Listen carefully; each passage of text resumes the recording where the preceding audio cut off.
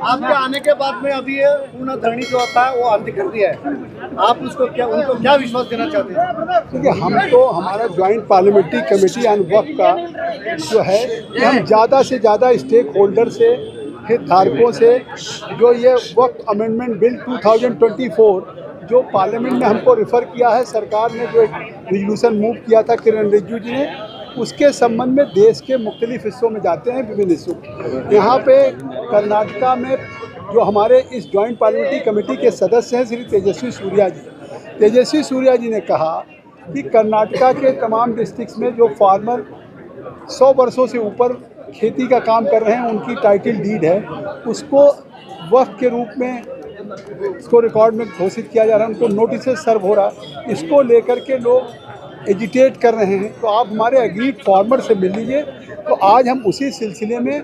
आए थे कि हम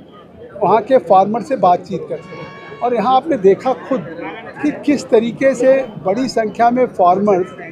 एग्रीड हैं। और ये भी बताया गया कि जब से ये जॉइंट पार्लियामेंट्री कमेटी बनी है उससे और इस 2 महीने के अंदर 38%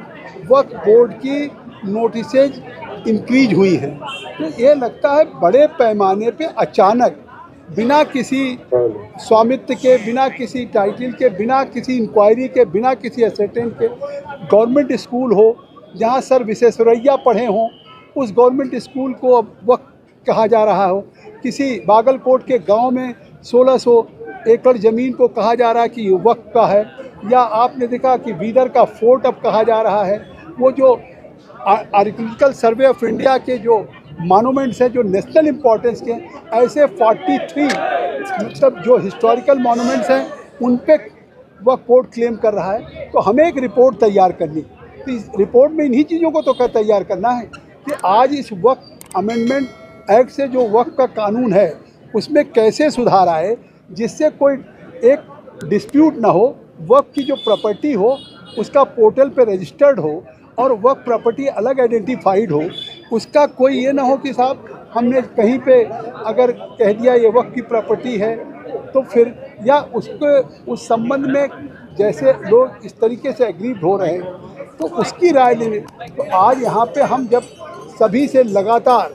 दिल्ली में मिल रहे हैं, पिछले दिनों बेंगलोर हमारी पूरी कमेटी आई थी और हमने वहाँ मीटिंग की, चेन्नई गए, अहमदाबाद गए, मुंबई गए, हैदराबाद गए, अब कल गुवाहाटी जाएंगे, भुवनेश्वर जाएंगे, कलकत्ता जाएंगे, पटना, लखनऊ जाएंगे। तो आज हम यही कहना चाहते हैं, जब हम इतने लार्जर स्टेक होल्डर से मिल रहे हैं तो हमारी कमेटी भी जा रही है, हमारे सदस्य तेजस्वी सूर्या जी, हम उनके आमंत्रण पे हम आए थे और हमने 2 डिस्ट्रिक्ट्स में जिस तरीके से देखा है,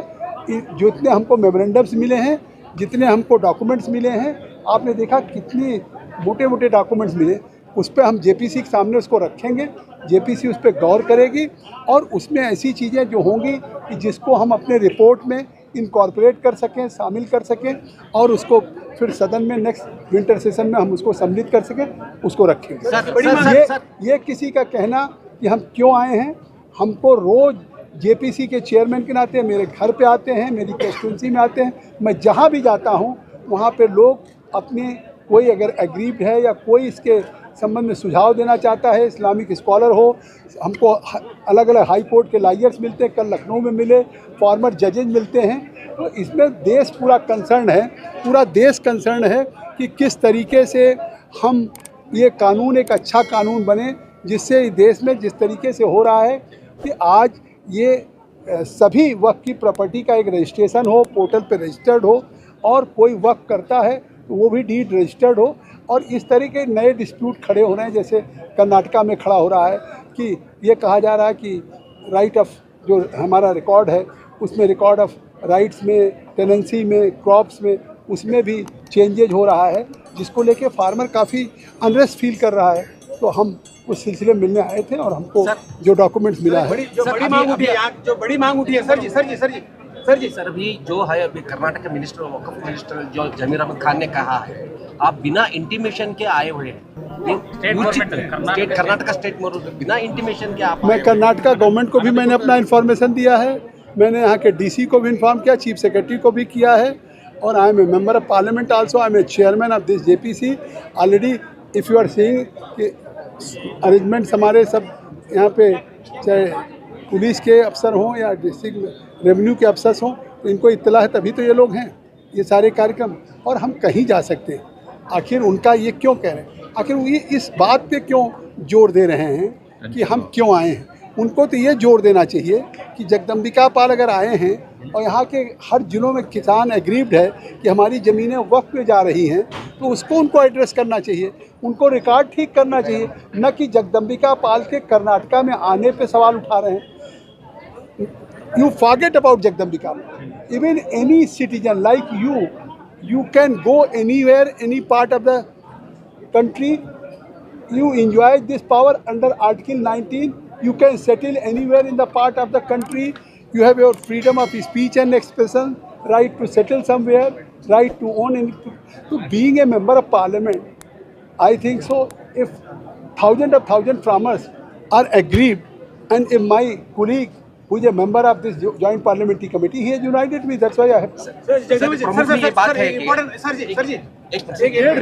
प्रमुख ये बात है कि अभी अतनाल जी यहाँ पर एक बात बोले, वक़्फ़ हटाइए